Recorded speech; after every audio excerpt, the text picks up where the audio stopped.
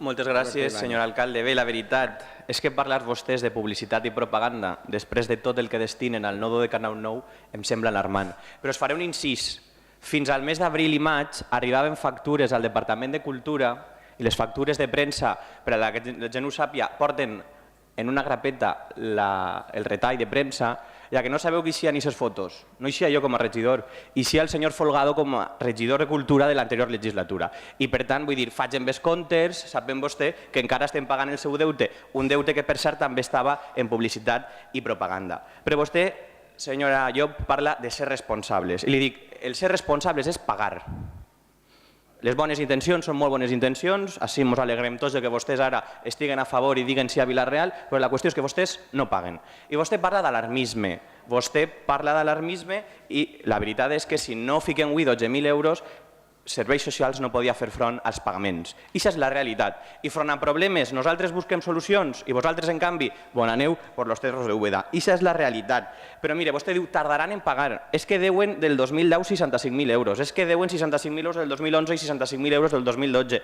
És a dir, al final estem parlant de més de mig milió d'euros del que deu la Generalitat a serveis socials. I aquesta és la realitat, i aquesta és l'aposta ferma de la conselleria, dels senyors del PP, per els vilarealencs i vilarealenques. I mire, que vostè parle d'alarmisme quan el senyor Ignasi Clausell va eixir per així dient que ens anaven a intervindre no sé quantes històries, la veritat és que me pareix ja alarmant. I mira, una nota de premsa. El gobierno avala a la Generalitat Valenciana para pagar una deuda. Estem parlant del 4 de gener, el dia que no oficialment intervenen la Generalitat Valenciana. Vostès, gràcies a gestionar també, a ser tan bons gestors, van fer que la Generalitat Valenciana estiguera intervenguda per el govern d'Espanya. I no paguen perquè no vos queden diners, perquè vos ho heu gastat tot en coses que no feien falta, com l'estàtua del senyor Carlos Fabra a l'aeroport de Castelló. I per tant, i això que es fa tanta gràcia, és perquè no paguen a la gent de Vila-real. I a mi no me fa gens de gràcia, no sé on veuen la gràcia, que n'hi hagin més de 300.000 euros, és a dir, 50 milions de pessetes per una estàtua com si estigueren vivint en l'època de Russian Stars,